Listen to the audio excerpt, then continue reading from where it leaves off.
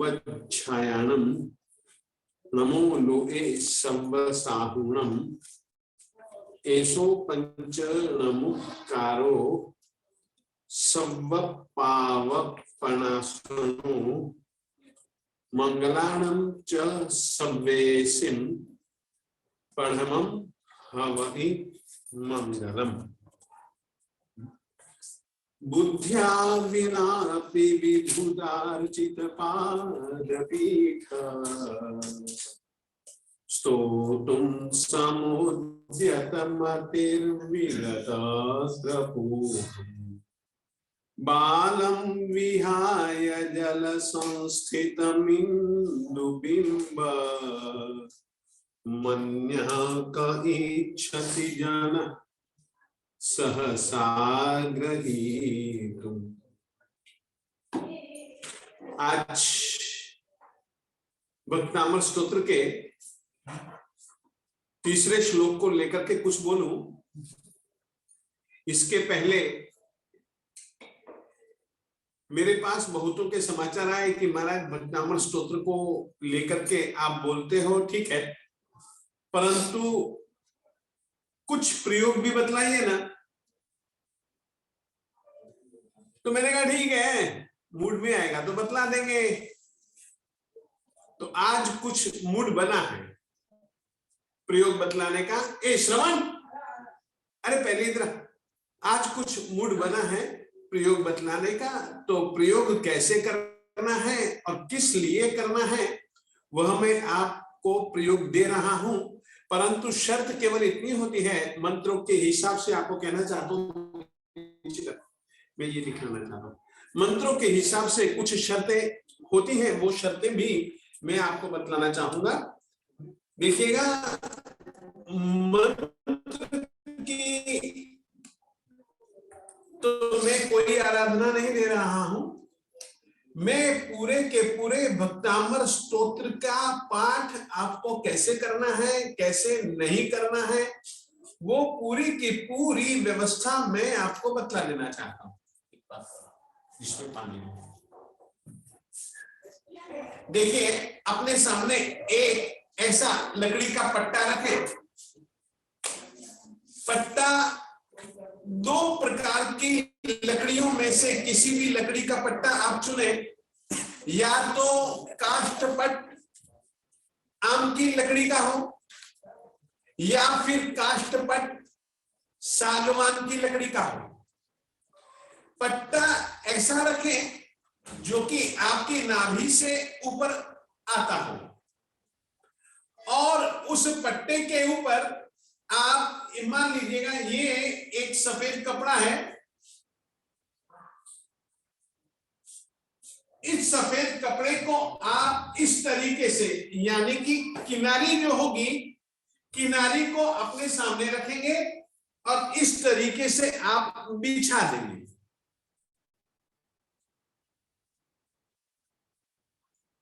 अपने सामने देवादिदेव परमात्मा श्री आदिनाथ स्वामी जी की एक प्रतिकृति रखेंगे।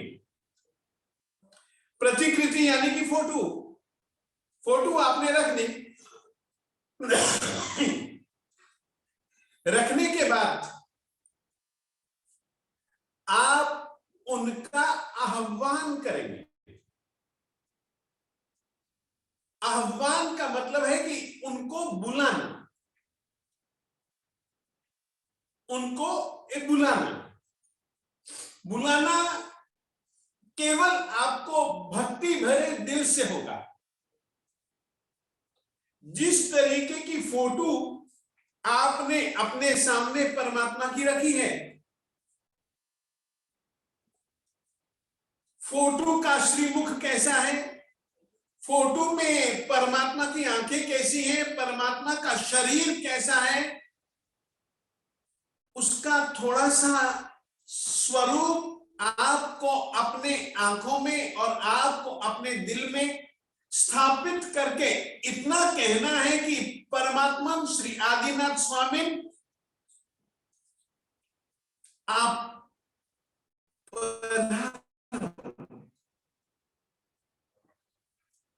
पधारो। साहेब आप पधारो। बहुत दिल से पुकारिएगा, ये कल्पना नहीं कीजिएगा, कल्पना नहीं, कल्पना नहीं, कल्पना नहीं। देखिए, मानतुम सूरी जी महाराज साहब जी ने आदिनाथ परमात्मा से संबंध बनाया था। हम भी अपनी आत्मा से उनके साथ संबंध बनाए। प्रत्येक आराधना के पहले अपने आराध्य को बुलाना अत्यंत आवश्यक है। आप बुलाते नहीं, वे आते नहीं, उनका एहसास होता नहीं, और एहसास के बिना यदि हम कुछ भी कहते हैं तो वह बात सुनवाई उस बात की हो या न हो, कोई भरोसा नहीं। यदि मुझे आप लोगों से बात करनी है, मैं जानता हूं कि आप मेरे सामने नहीं बैठे हैं, मगर मैं जानता हूं कि आप हैं।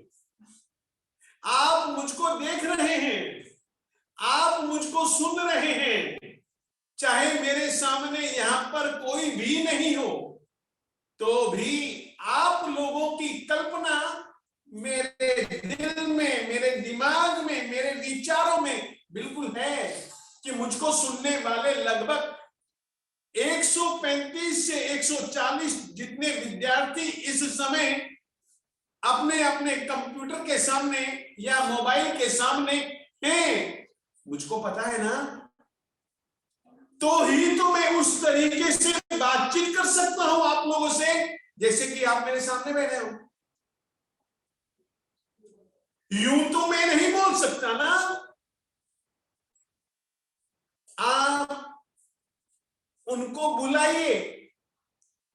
बुलाते समय एक कल्पना करनी है। वे पहले तो आपके दिल में होने चाहिए। वे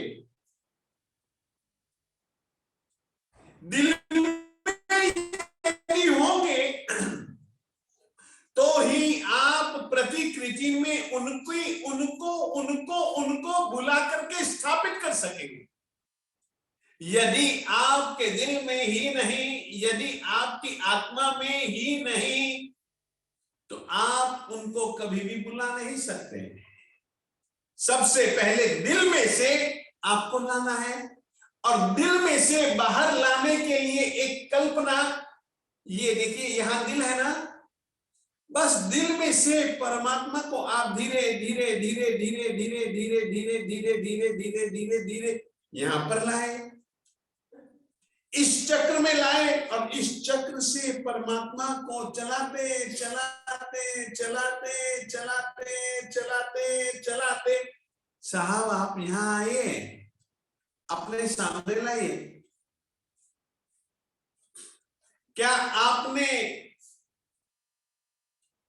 यदि आप लड़के हैं तो क्या किसी लड़की की कल्पना नहीं की? या आप, यदि आप लड़की हैं तो क्या आपने किसी लड़के की कल्पना नहीं की?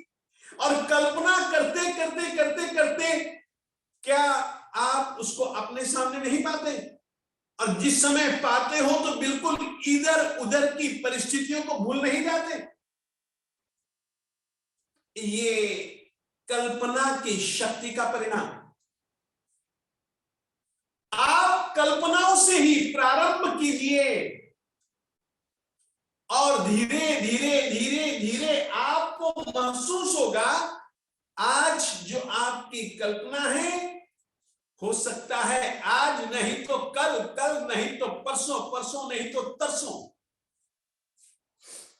निश्चित कल्पना साकार होगी। मगर कल्पना रोम रोम से, अरे मालिक को मैं बुला रहा हूं, साहब आएंगे।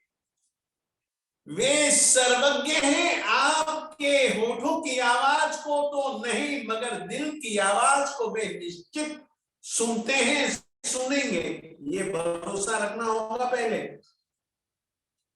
यदि इस भरोसे के बिना आप आराधना करेंगे तो परिणाम आए या ना आए कुछ भरोसा नहीं। आपको मैं कहना चाहता हूं, इसीलिए श्वेतांबर मूर्ति पूजक जैन परंपरा में हम कभी भी किसी भी प्रकार का महापूजन जब पढ़ाते हैं तो सबसे पहले अपने इष्ट को बुलाना पड़ता, उसकी स्थापना यंत्र में या मूर्ति में करनी पड़ती है, कि केवल इसीलिए कि अब हम जो कुछ भी करेंगे उसकी साक्षी में करेंगे। अब वो हमारे सामने और हम उसके सामने, बस हमारी दुनिया इतने में ही सीमित हो जानी चाहिए। इष्ट के सिवाय, आराध्य के सिवाय मेरे लिए अब कोई दूसरा नहीं, यह विस्मृति आपको हो ही जानी चाहिए। इतनी स्मृति कि बस मैंने बुलाया है ना, वे आए।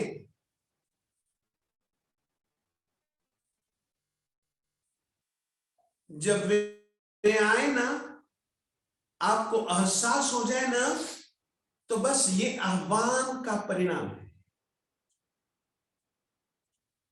घर में यदि कोई अतिथि आता है, आप उसके साथ में कैसा व्यवहार करते हैं? कोई आपका प्रेमी आ जाए, आप उसके साथ कैसा व्यवहार करते हैं? आओ भैया बैठो बैठो, अरे यार वाह बैठ भाई। वो कुछ बात करेगा नहीं, अरे तू पहले बैठ, फिर अपन बात तो करनी है। वे आए, आप उनको प्रतिकृति में ही बिठलाएं। आह्वान फिर स्थापना।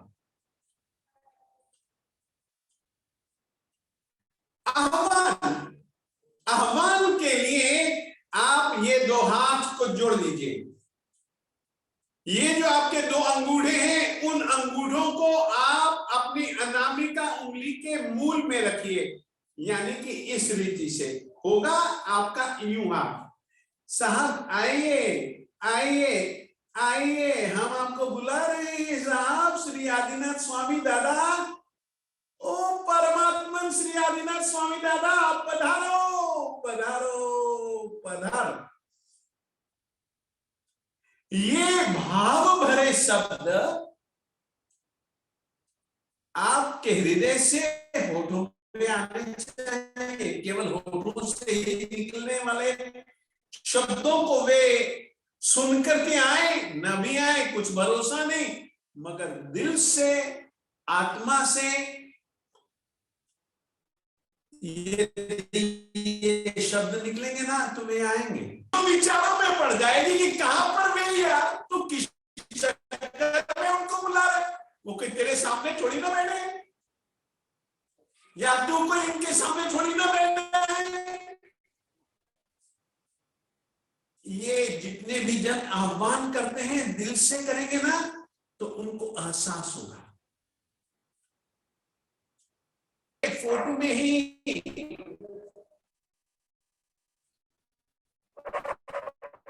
ये तो ऐसा है, विराजो साहब विराजो। मैं आपका स्वागत करता हूं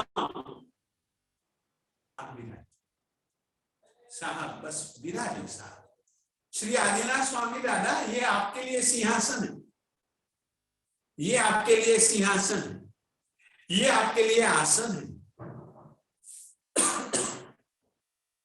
और तो कुछ नहीं। आज यही कह सकता हूं, शबरी के घर राम पधारे। चंदन बाला में पुकारा और परमात्मा चले आए। कहानी है ना कि चंदन बाला संस्कृति के हिसाब से इंतजार करती है कि मैं भोजन करूं, मैं अट्ठम का पारना करूं, उसके पहले किसी श्रमण या श्रमणी को बोरा दूं। इंतजार करती है ना, बाएं दाएं देखती है, और मानो उसकी दिली इच्छा को सुनकर के ही परमात्मा उसकी गली में आए। उसने देखा, बड़ी बड़ी खुश हुई, साहब पधारो। और कुछ नहीं साहब, जब परमात्मा सामने आ गए तो उसके पास था क्या? केवल उड़द के बाद बोले साहब कृपा करो, कृपा करो साहब, कृपा करो। परमात्मा ने उसको नख शिख, पांव के नख से लेकर के शिखा चोटी तक देखा, सब कुछ अपनी बातें पूरी पाई। एक चीज अधूरी थी, और परमात्मा तो अपने संकल्प के पक्के थे। अभिग्रह उन्होंने किसी को कहा था नहीं, यूं भी वे ले सकते थे, मगर नहीं, अभिग्रह के प्रति प्रामाणिकता। आगे बढ़े, और चंदन बाला ने जैसे ही देखा कि अरे श्रवण पधारे भी, खड़े भी रहे, मुझे देखा भी, वे चले गए। हाश रो पड़ती है।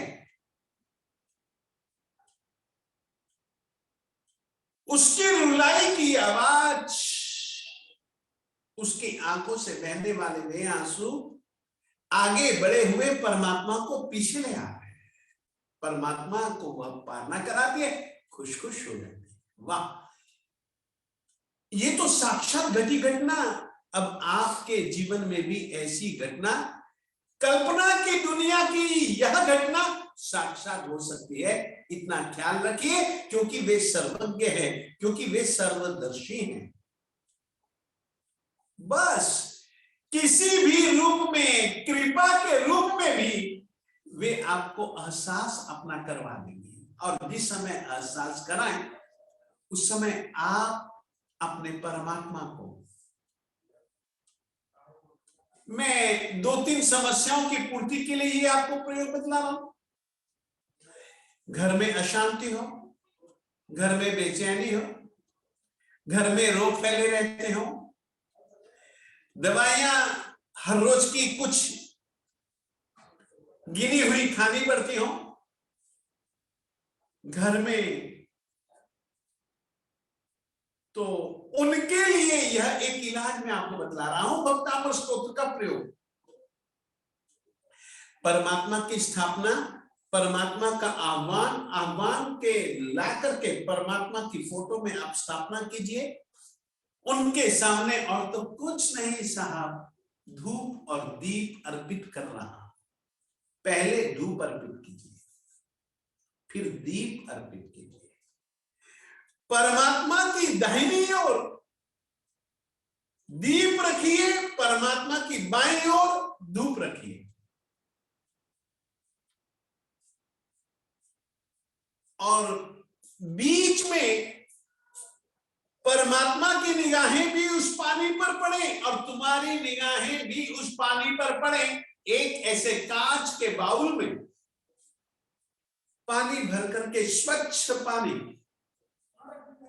शीतल पानी, जो पानी आप पीते हो वो, कच्चा पीते हो तो वो, पक्का पीते हो तो वो, कांच के बाउल में भर करके रखें परमात्मा के सामने। एक तरफ धूप, एक तरफ दीप, बीच में यह सफेद आसन पर बैठे। सफेद कपड़े हो तो सबसे ज्यादा अच्छा। अब आप परमात्मा से अपनी समस्या कहें और परमात्मा से आज्ञा लीजिए। परमात्मा को कहना पड़ेगा कि महाराज, अमुक अमुक ने हमको यह प्रयोग आपकी आराधना के लिए, भक्तामृत स्तोत्र की आराधना के लिए दिया है। हम इस उद्देश्य की पूर्ति के लिए आप श्री जी से एक प्रार्थना कर रहे हैं। याद रखिएगा एक बात, कृपा का बहुत महत्व है जैन परंपरा। मैंने एक सवाल के जवाब में देव गुरु पसाय, पसाय का महत्व समझो। देव गुरु की कृपा है तो मैं ठीक हूं, मैं सुख साता में हूं। और इतना ही नहीं, हमारी जैन परंपरा में परमात्मा की कृपा पर इतना भरोसा किया जाता है कि आप कल्पना भी नहीं करेंगे।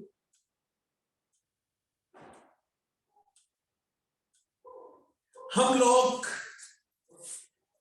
जिस समय श्वेतांबर परंपरा के हिसाब से मैं कह रहा हूं, हम लोग जिस समय चैत्य वंदना करते हैं, चैत्य वंदना के सूत्र में आगे बढ़ते बढ़ते बढ़ते बढ़ते बढ़ते बढ़ते एक सूत्र हम बिल्कुल स्वतंत्र रूप से बोलते हैं, जय पियराय। यू हाथ जोड़ करके बोलते हैं, जय पियराय जगद्गुरु हो मम तुह पभावो। ये तुह पभावो का मतलब है कि तेरी कृपा से, तेरे प्रभाव से हो मम, मुझको प्राप्त हो।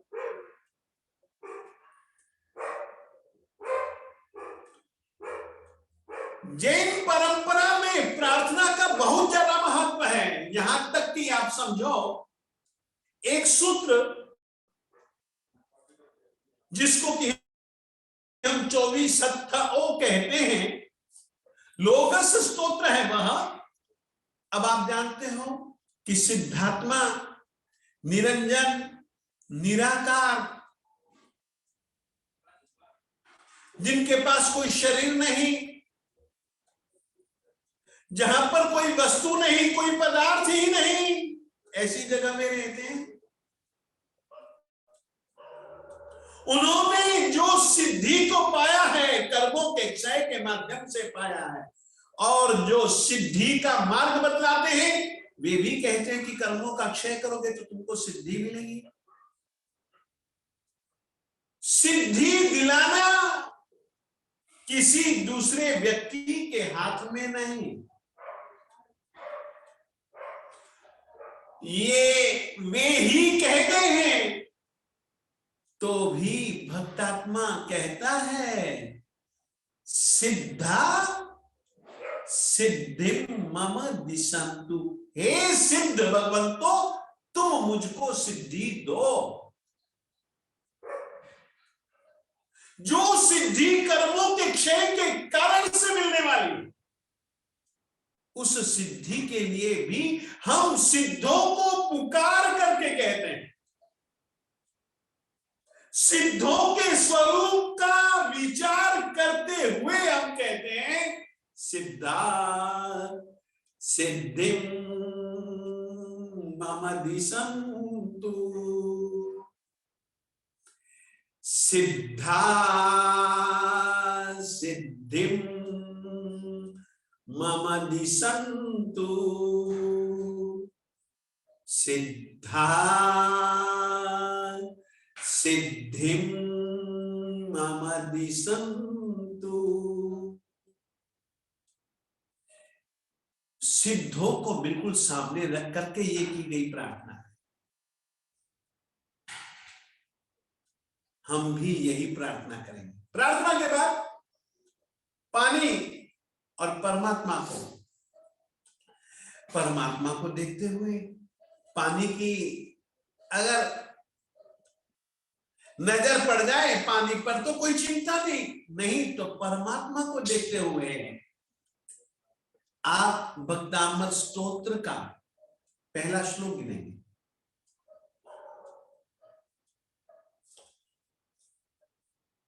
ये बाउल है, ये बाउल पानी भरा है,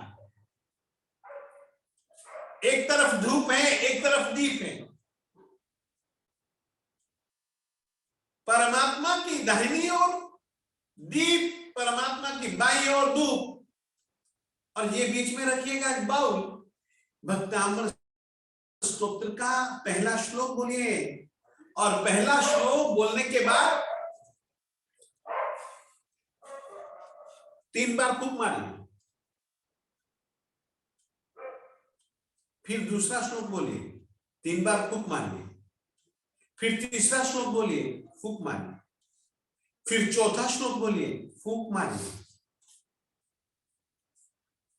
आप यदि 44 श्लोक मानते हैं तो 44 बार आपको 3-3 बार फूंक मारनी पड़ेगी। यदि 48 श्लोक मानते हैं तो 48 बार आपको 3-3 बार फूंक मारनी पड़ेगी।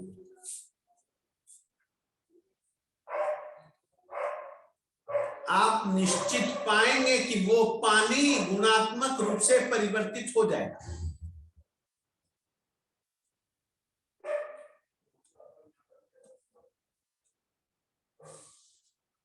जिस तरीके से पानी में मैं शक्कर डालूं और उसको घोल दूं तो पानी में परिवर्तन होता है कि नहीं होता है? पानी का स्वाद बदल जाता है कि नहीं बदल जाता है? आप पिएंगे वह पानी, आप बीमार को वह पानी देंगे। पानी लेने के पहले, पानी यहां से उठाने के पहले आप प्रार्थना करेंगे, परमात्मा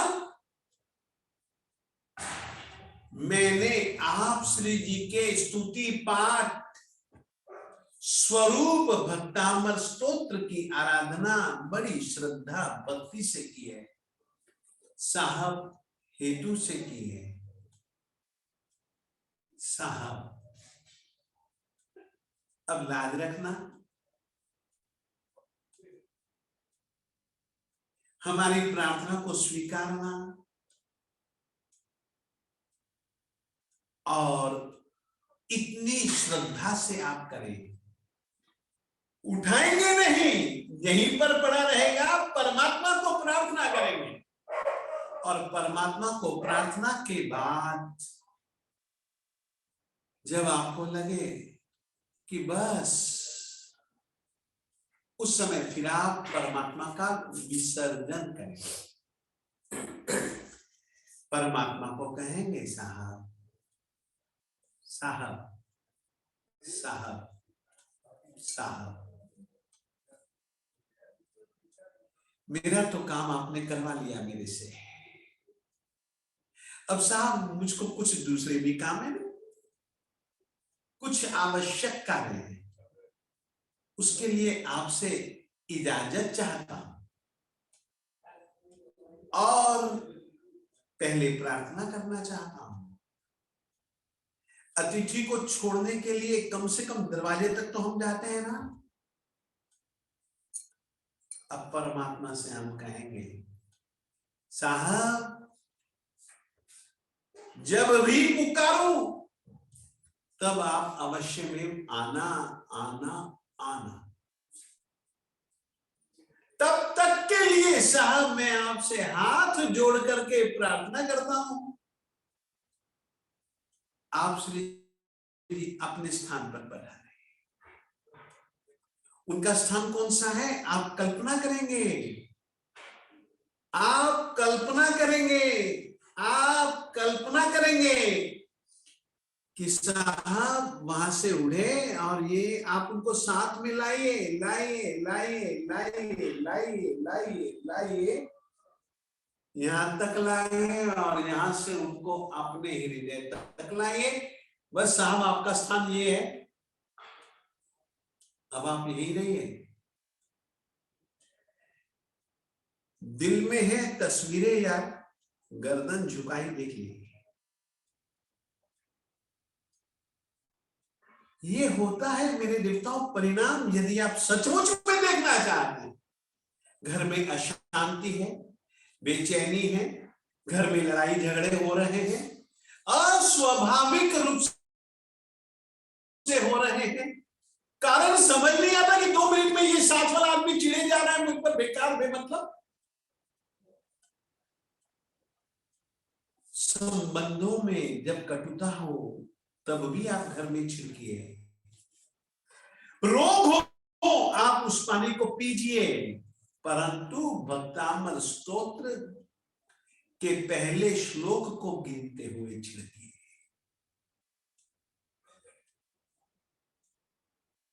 प्रार्थना करते रहिए, स्थितियां बदलाते रहिए। इस तरीके से आप क्षमास्मरण देंगे, परमात्मा को कहेंगे। बस परमात्मा को यहां स्थापना करने के बाद कहेंगे प्रतिकृति को विधि करता, यदि कोई अविधि हुई होए ते सभी हूँ मन वचन काया करे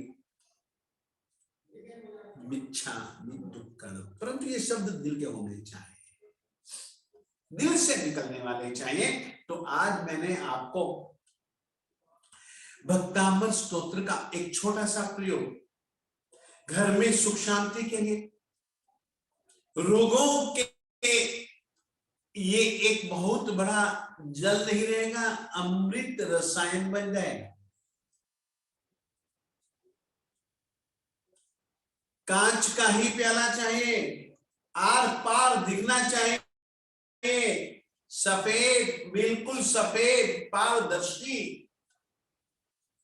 ऐसे कांच के प्याले में ही आप पानी भरेंगे, फिर उस पानी को ढक देंगे। जब भी पीना हो या जब भी किसी रोगी को पिलाना हो, आप उसमें से पानी लेंगे, एक दूसरे कांच के गिलास में वो पानी उसको पिलाएंगे। इतनी श्रद्धा से आप पिलाएंगे कि मैं पानी नहीं दे रहा हूं, मैं इसको अमृत दे रहा हूं, और विश्वास दिलाएंगे कि इस पानी की एक एक बूंद तुम्हारे शरीर के अंदर और शरीर के बाहर जितने भी रोग हैं उनको दूर कर देगी। रे तू पी तो सही। ये श्रद्धा दिलवानी पड़ेगी, और ये श्रद्धा सचमुच में पानी में अमृत रस के रूप में, औषधि रस के रूप में परिवर्तित हो जाता है। कीजिए कीजिए कीजिए, और इसका परिणाम हो सके तो धर्म धुरंधर को सूचित कीजिए। ये तो आज मूड बना तो मैंने प्रयोग दे दिया, आगे से मेरा मूड बनेगा तो ही प्रयोग दूंगा। ये नहीं है कि तुम मांगोगे मैं दे दूंगा, ऐसा नहीं हूं मैं ऐसा आदमी नहीं हूं। परंतु मैं चाहता हूं कि तुम लोगों में देवादिदेव अरिहंत के प्रति और अरिहंत परमात्मा के द्वारा प्ररूपित तत्वों के प्रति, उन तत्वों की सच्चाई के प्रति एक भक्ति भाव पैदा हो। भक्ति भाव से यदि तुम करोगे, भक्ति भाव से परमात्मा के द्वारा प्ररूपित तत्वों का स्वरूप समझोगे, अवश्य में वे तुमको आत्मिक दुनिया में बहुत दूर दूर दूर दूर दूर दूर आत्मिक दुनिया में आपको बहुत ऊपर ऊपर ऊपर ऊंचे और ऊंचे ले जाएंगे मेरे देवताओं। कब आत्मा बदल जाएगी आपको पता भी न लगेगा परमात्मा के वचनों को सुनते हुए। अब आता हूं जीव अजीव का मेरा दूसरा पाठ, और जीव अजीव के दूसरे पाठ में दूसरा पाठ। पहले मैं उसकी विषय की थोड़ी सी चर्चा कर लेता हूं, जो विषय मैं आप लोगों को दे चुका हूं। मैंने अभी तक आपको बतलाया था कि तत्व क्या है, तत्व का स्वरूप क्या है, तत्व कितने प्रकार के हैं, 9 प्रकार के तत्वों के नाम मैं बता चुका हूं।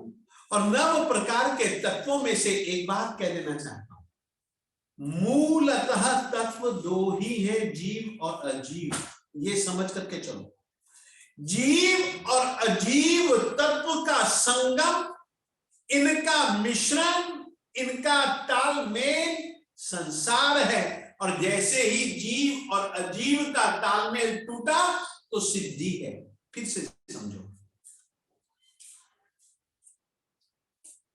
जीव तो जीव ही है, जीव से विपरीत, जीव का विरोधी तत्व है अजीव। जीव के साथ में अजीव तत्व कर्म के रूप में जुड़ता है, अनादिकाल से स्वतः जुड़ा हुआ है, किसी ने जोड़ा भी नहीं है।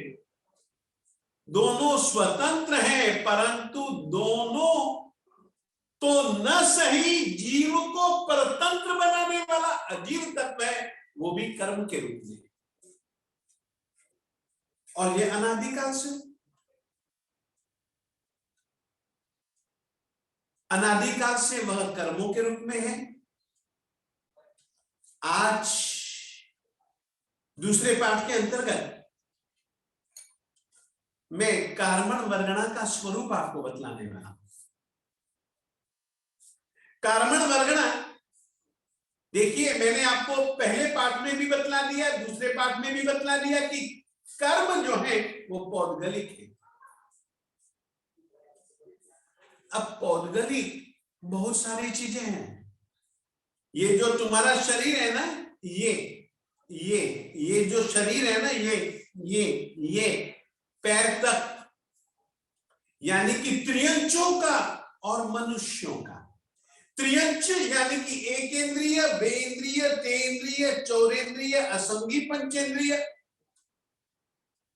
और पंचेंद्रियों में भी देव नहीं, नर की नहीं, केवल मनुष्य।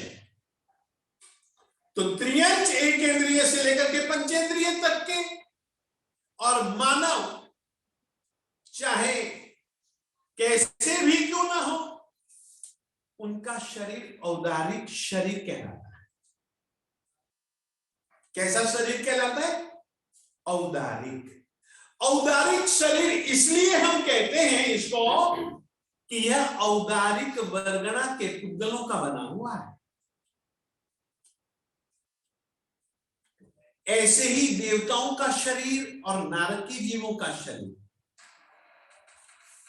और जो मनुष्य और जो त्रियंच वैक्रिय शरीर बना सकते हैं, उनका शरीर वैक्रिय हो सकता है। वो इसीलिए कि वैक्रिय वर्गणा के पुद्गलों से बने हुए होने के कारण से हम उनके शरीर को वैक्रिय शरीर कहते हैं। ऐसी कुल मिलाकर के 8 चीजें होती हैं। कितनी चीजें? 8। और 8 चीजें जो बनाई जाती हैं, जैसे कि उदाहरण के बतौर पर मैं इस समय जो शब्द बोल रहा हूं, ये भाषा है। मैं बोल रहा हूं ना, भाषा यानी कि जो बोली जाए। भाषा तो बोलने के अर्थ में आती है। आपने सुना नहीं कि बड़ा भाषण दे रहा है वो आदमी, तो यानी कि भाषण का मतलब क्या है? वो बोले जा रहा है। भाषा यानी कि बोलना, बोलने के लिए शब्दों का चयन। ये जो भाषा है ना, जो तुम बोलो, चाहे मैं बोलूं, चाहे पशु बोले, चाहे पंछी बोले, चाहे देव बोले, चाहे नारकी बोले, वो जब कभी भी बोलता है ना, तो इर्द गिर्द में, तुम्हारी ही आत्मा के इर्द गिर्द में कुछ ऐसी चीजें होती हैं जिसको कि मेरी आत्मा भाषा के रूप में परिवर्तित करती है, और भाषा के रूप में परिवर्तित करके मैं बोल जाता हूं, और वो शब्द तुम्हारे पास में पहुंच सकते हैं। वो भाषा बनना, भाषा के रूप में परिवर्तित हो सकने वाले, हो जाने वाले जो परमाणुओं के स्कंद हैं, वे स्कंध, वे भाषा वर्गणा के स्कंद कहते हैं। कर्मण वर्गणा, कर्म के रूप में परिवर्तित होने वाले या हो सकने वाले जो पुद्गल, जो परमाणु, उनके जो स्कंद, उनका जो एक जत्था, वह कार्बन वर्गणा का एक जत्था कहलाता है। ऐसे अनंत अनंत परमाणुओं के स्कंद जो कर्म के रूप में परिवर्तित हो गए, उनको हम कार्बन वर्गणा के स्कंद कहते हैं। कर्म के रूप में परिवर्तित हो सकने वाले अनंतानंत अनंतानंत परमाणुओं का जत्था, जत्थे, वे कार्बन वर्गणा कहलाते हैं। वर्गणा का मतलब क्या? देखिए, आपको मैं एक बात समझाना चाहता हूं। मान लीजिएगा मैं कुम्हार हूं। कुम्हार क्या करेगा? मिट्टी का घड़ा बनाता है। मान लीजिएगा मैं सुनार हूं, मुझे मटका बनाना है, किसी ने मुझको चांदी दी है, तो मैंने चांदी का मटका बनाया। ऐसे ही मैंने सोने का मटका बनाया, ऐसे ही मैंने प्लास्टिक का कलश बनाया, ऐसे ही मैंने तांबे का, ऐसे ही मैंने पित्तल का, ऐसे ही मैंने स्टील का, यानी कि मैंने इस तरीके के 8 कलश बनाए, बना सकता हूं, मैंने बना दिए। किसी ने आकर के मुझको कहा, अरे मुझे घड़ा चाहिए। मैंने कहा जो चाहो सो ले जाओ, इसकी इतनी इतनी इतनी इतनी कीमत है। अरे ये तो सोने का लगता है, ये चांदी का लगता है, ये तो मिट्टी का है, ये तांबे का है। ये किस कारण से कहा? इसी घड़े को सोने का वो क्यों कह रहे हैं? इसी घड़े को वो चांदी का, इसी घड़े को वो तांबे का क्यों कह रहा है? क्योंकि ये अलग अलग धातुएं हैं। मुझे तो लाल मिट्टी का घड़ा चाहिए, काली मिट्टी का नहीं चाहिए, मुझे पीली मिट्टी का चाहिए, मुझे नीली मिट्टी का नहीं चाहिए। क्यों कहा? क्योंकि 8 धातुएं बिल्कुल अलग अलग हैं,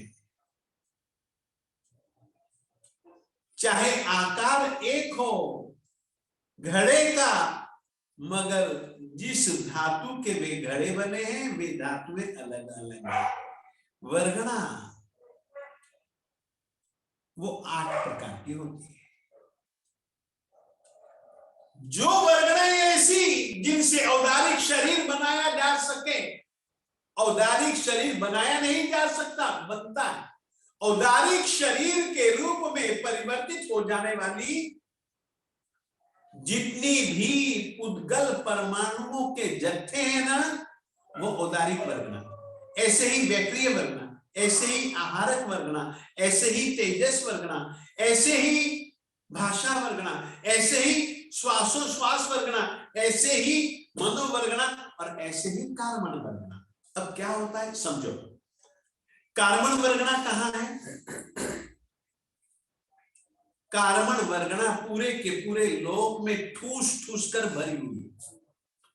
ये 8 वर्गनाएं ही नहीं, 8 वर्गनाओं के सिवाय बहुत सारी वर्गनाएं इस लोक में ठूस ठूस कर भरी हुई है। ये वर्गनाएं कुछ तो दृश्य हैं, कुछ अदृश्य हैं, कुछ उपयोगी हैं, कुछ अनुपयोगी हैं। तो इस तरीके के वर्गनाओं का एक पूरे का पूरा यूथ, पूरे के पूरे स्कंद इस लोक में भरे हुए ठूस ठूस करके, जैसे कि कज्जल की डिब्बी में कज्जल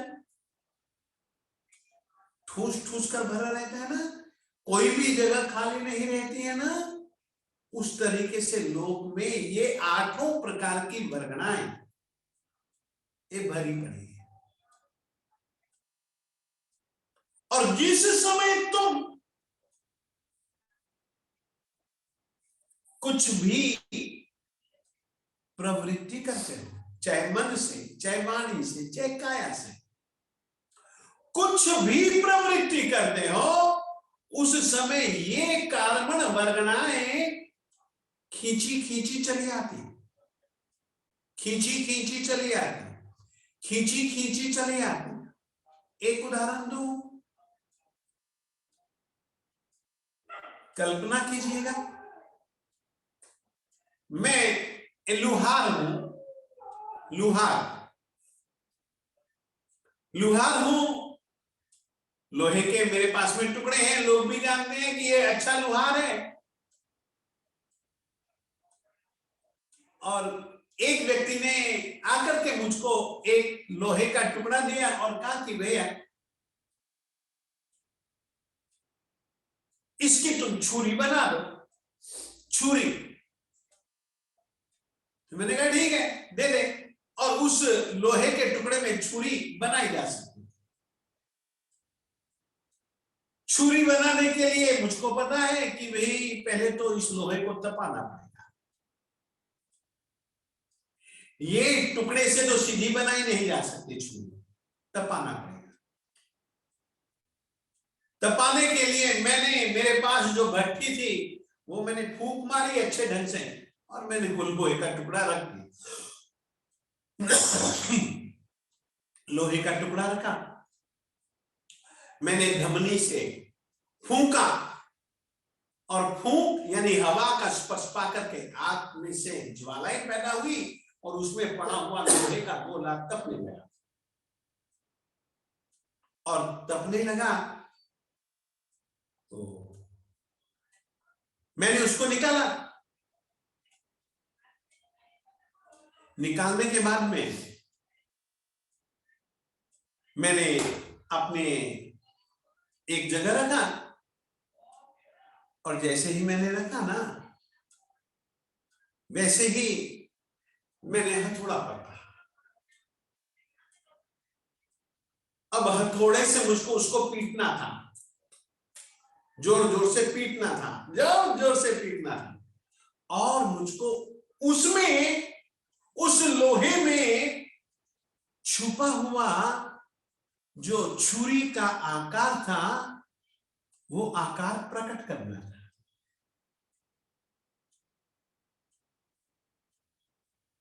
तो मैंने उसको पीटना चालू किया। इतनी देर में वही आदमी मेरे पास में आया। अरे रे रे रे रे रुक। मैंने कहा वो क्या बात हो गई? पहले मैंने रेट पक्का किया था 200 रुपए का कि 200 रुपए में एक छुरी बन जाएगी मेरी।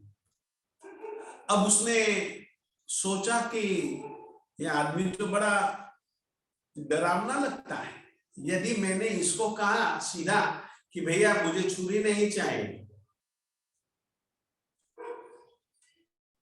मुझे तो इसका खिलौना बनवाना है, अब ये छुरी कोई बात छोड़, मुझको छुरी नहीं, मुझे तो ये चीज बनानी है। और यदि मैं इसको कहूंगा ना तो ये तो आदमी गर्म हो जाएगा क्योंकि इसने तो तपाया है, लोहे को बनाने के लिए तैयार हुआ है। तो उसने पहले ही मुझको कहने के पहले ही मुझको उसने 500 रुपए पकड़ा दिया और 500 रुपए का नोट पकड़ाने के बाद में उसने कहा कि भैया मुझे तो लोहे का टुकड़ा ही तू दे दे, लोहे का टुकड़ा ही तू दे दे। अब 200 का रेट पक्का था, 500 रुपया उसने पकड़ाया तो मैं कुछ बोलूंगा नहीं, मैं कहूंगा ले जा। रुपया मेरे पास में आ गया, मैंने अपने जेब में डाल लिया, जा ले जा। गया ये गरम गरम लोहा मैं कहां लेकर के जाऊंगा रे, ठंडा करके दे। तो ठीक है, मैंने कहा ठंडा कर देता हूं। मेरे ही पास में एक ये पानी भरा एक वो परात पड़ी थी, ये परात मेरे पास में, मैंने संडासी से ये लोहे के टुकड़े को पकड़ा और उसमें मैंने ये डाल दिया और जैसे ही मैंने डाला तो क्या हुआ, तुरंत सू की आवाज आई। लोहे के गोले ने पानी को खींचा अपनी तरफ और पानी को खींचने के बाद खुद ठंडा होने लग गया।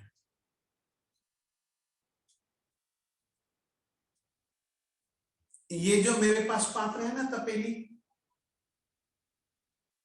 तपेली, इस तपेली को आप लोग समझे, लोग, और यह तपेली, तपेली रूपी लोक ये पानी से भरा है और लोक जो है 8 प्रकार की बरगड़ों से भरा हुआ है, ठूस ठूस करके।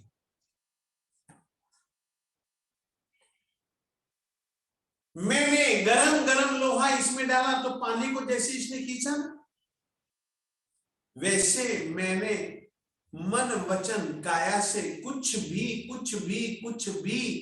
प्रवृत्ति की तो मेरी आत्मा के प्रदेशों में स्पंदन पैदा होते हैं, स्पंदन पैदा होते हैं। जिस तरीके से ये लोहे का एक टुकड़ा लोहे का गोला आग से तपा हुआ है और पानी को जैसे खींच लेता है, वैसे ही मन वचन काया से मैं कोई भी प्रवृत्ति करता हूं तो मेरे आत्मा के इर्द गिर्द में जितने भी कार्बन वर्गणा के स्कंद होते हैं वो खींचे खींचे चले आ रहे हैं। समझो मेरे चारों तरफ छोटे छोटे लौह कण, लोहे के टुकड़े। अब इतने सारे लोहों को मैं इकट्ठा कहां करूंगा? हमने कई बार विहार करते हुए देखा है लोहे की, जहां पर कटाई छटाई, जहां पर उसका निर्माण होता रहता है, उसके बाहर ही बहुत सारे आदमी एक यूं ही घूमते फिरते रहते हैं, उनके हाथ में चुंबक होती है और थोड़ी सी देर के बाद देखते हैं तो जिनको उन्होंने इकट्ठा भी नहीं किया, वहां से अगर लोह चुंबक फिरती फिरती फिरती फिरती आगे बढ़ती है तो इर्द गिर्द के लौह कण जैसे लोह चुंबक से चिपक जाते हैं। उसी तरीके से कार्बन वर्गना के स्कंद लौह कणों की तरह जो मेरी आत्मा के इर्द गिर्द में हैं, वे सभी के सभी मन वचन काया की प्रवृत्तियों से। मन वचन काया की प्रवृत्तियां कैसी होती हैं? मिथ्यात्व, अविरति, प्रमाद, कषाय, योग इत्यादि वाली, इनसे भरी भरी मेरी आंखों में विकार, मेरे मन का संस्कार, मेरी बुद्धि में जो यादें, मेरी आंखों का जो मटकाना, यानी कि ये जितनी भी प्रवृत्तियां हैं, चाहे काया की, चाहे मैं बोल रहा हूं, चाहे मैं मन से सोच रहा हूं, ये सब हमारी आत्मा के प्रदेशों में इस तरीके से स्पंदन पैदा करते हैं। और जैसे ही स्पंदन हुए वैसे ही जो कार्बन वर्गना जो कि लोक में ठूस ठूस करके भरी हुई है, तो मेरी आत्मा के इर्द गिर्द में भी भरी हुई है ना, वो खींची खींची चली आती है। वो आ गई, इसका नाम आश्रव, बंद गई, उसका नाम बंद। तो ये कार्बन वर्गना के स्कंद कर्म के रूप में इस तरीके से बन जाते हैं। जब बंद हो जाता है तब वे कर्म बन जाते हैं। और जिस समय बंधते हैं ना, उस समय चार बातें पक्की होती हैं।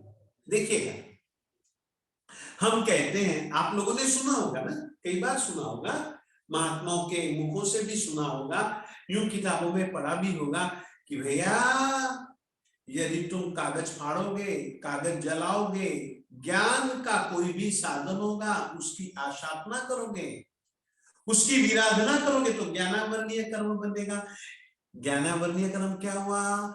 एक जो बंधा है कर्म, उसका परिणाम तुम्हारी आत्मा के पास में जो ज्ञान की शक्ति है उसको आवृत कर देगा।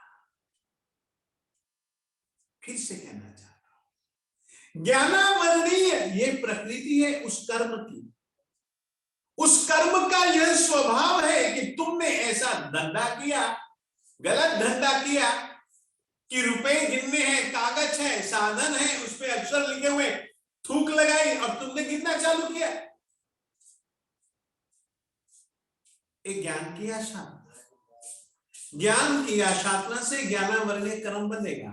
ज्ञानावरणीय कर्म क्या हुआ? तुम्हारी आत्मा में जो सहज रूप से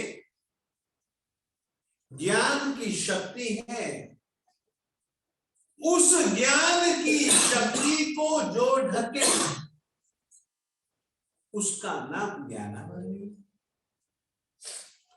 ये ज्ञानावरणीय क्या हुई? उस कर्म की प्रकृति हो गई, ये प्रकृति बन स्थिति। ये जो तुमने जो कर्म बांधा है ना, ये कब तक तुम्हारी आत्मा के साथ जुड़ा जुड़ा रहेगा? वो स्थिति। प्रदेश जो ज्ञानावरणीय कर्म बंधा है ना, जो कर्म बंधा है ना, मैंने आपको स्कंद, देश, प्रदेश और परमाणु शब्द दिया था ना। एक पूर्ण पूर्ण पूर्ण जो स्कंद टुकड़े में जितने भी कार्बन वर्गना के जितने भी परमाणु और जितने परमाणु उसमें है वो एक स्कंद हो गया, कार्बन वर्गना के स्कंद।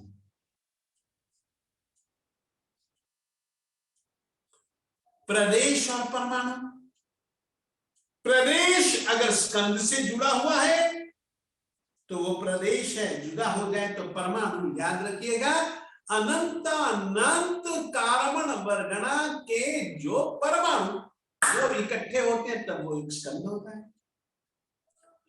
और उस स्कंद से एक भी टुकड़ा अलग नहीं होता, इसलिए परमाणु उसका हिस्सा है नहीं। प्रदेश वो जुड़ जाते हैं तुम्हारी आत्मा के प्रदेश से, तो वे फिर वो कर्म बन जाते हैं।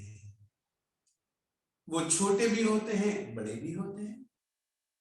वो प्रदेश अनुभाग जब वो उदय में आएगा तब तुमको कैसा फल चखाएगा। तीव्र, तीव्रतर, तीव्रतम, तुमने देखा नहीं, थोड़ी सी मेहनत करके याद हो जाता है, कभी घंटों घंटों मेहनत करते हैं याद नहीं होता।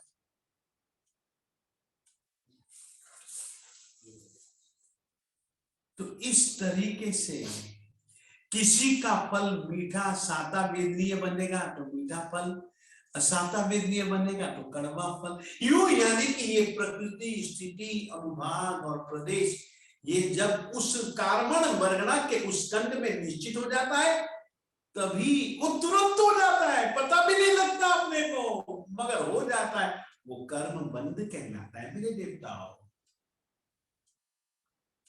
तो कार्बन वर्गना के स्कंद, वर्गनाएं 8 प्रकार के औदारिक, मैंने इसमें नाम सब लिख रखा है, आप लोग पढ़ लेना, मैंने सब नाम लिख रखा है। 8 प्रकार की वर्गनाएं होती हैं, लोक में ठूस ठूस करके भरी हुई है, सब इकट्ठी रहती है मगर उनका अस्तित्व जुदा जुदा है। जैसे कि एक चूर्ण मिलता है, हिंगवष्टक चूर्ण, हिंगू अष्टक, हिंगू यानी कि हींग, हींग इत्यादि 8 वनस्पतियां जब इकट्ठी कर दी जाती हैं तो हिंगवष्टक, हिंगू आदि 8 वनस्पतियों को इकट्ठा करके चूर्ण बनाया गया। 8 है ना, चीजें तो 8 हैं, यूं लोगे तो 8 का स्वाद तुमको मिलेगा, इसमें ऐसा नहीं है। 8 प्रकार की वर्गनाएं हैं मगर हर एक वर्गना का स्वतंत्र स्वतंत्र अस्तित्व है। व्यक्ति को जब बोलना होता है तब वह भाषा वर्गना के स्कंधों को पकड़ता है, व्यक्ति को जब सोचना होता है तो मनोवर्गना के उद्गलों को वह खींचता है, व्यक्ति के शरीर को जिस समय जरूरत हो या ना हो, कुछ अभी मेरा शरीर यहां से मान लो डॉक्टर ने काटा, फिर आपने देखा ना यहाँ पर फिर से चमड़ी के स्कंद आकर के जुड़ जाते हैं इसी ही रंग के, आपने देखा है ना, कई बार देखा होगा, कई बार अनुभव किया होगा। ये सब औदारिक वर्गना का शरीर, औदारिक वर्गना के शरीर में औदारिक वर्गना के पुद्गल ही जुड़ते हैं। बच्चे थे तो इतने थे, थोड़े से बड़े हुए तो इतने हुए, थोड़े से और बड़े हुए तो इतने हुए, थोड़े से और बड़े हुए तो इतने हुए, थोड़े से और बड़े हुए तो जितना बड़ा आकार इस समय तुम्हारा वो हो गया। इसमें क्या हुआ, पहले भी तो तुम वही थे, आज भी तुम वही हो, इतने बड़े कैसे बन गए? और वैसे ही बने रहे। औदारिक वर्गना के पुद्गलों में औदारिक वर्गना के पुद्गल जुड़ते गए और जुड़ते जुड़ते तुम इतने थे, इतने से इतने, इतने से इतने, इतने से इतने, इतने से इतने, इतने बड़े हो गए। ये भैया गणित है, शरीर का भी यही गणित, कर्मों का भी यही गणित, परंतु जिससे कर्म बनते हैं वे कार्बन वर्गना के स्कंद हैं। कार्बन वर्गना लोक में ठूस ठूस कर भरी हुई है, 8 वर्गनाएं भरी हुई हैं, और ये वर्गनाएं अलग अलग हैं, अलग अलग इनके काम हैं, अलग अलग कार्यों में इनका उपयोग है। इस तरीके से ये 8 प्रकार की वर्गनाएं हैं, और वर्गनाओं को लेकर के आज मैंने थोड़ा सा बताना चालू किया है। वर्गनाओं को लेकर के अब मैं मानता हूं कि ये दूसरे पाठ में इतनी बात ही मेरे लिए समझाने योग्य थी, वो मैंने आपको समझा दी है। फिर भी मैं अगला पाठ आप लोगों को पढ़ करके भी बतला दूंगा। तो इस तरीके से आप लोग दूसरे पाठ को आज मुझको बताना था, वो मैंने पढ़ाया, आप लोग तैयार कीजिएगा। और कल भी अपन थोड़ा सा दूसरा पाठ और थोड़ा सा तीसरा पाठ, कल नहीं परसों, इस तरीके से क्रम के हिसाब से अपन लोग बतलाएंगे। आज मैंने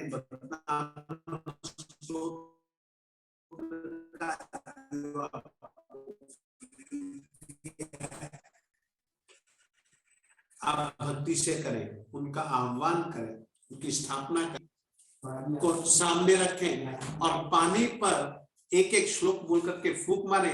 4444, 4848, 3 बार फूंक मारे, प्रार्थना करें, ना ही आज का पाठ पूर्ण। मंगल मंगल्यम सर्व कल्याण कारणम प्रधानम सर्वधर्माणां जयनां जयति शान्ति।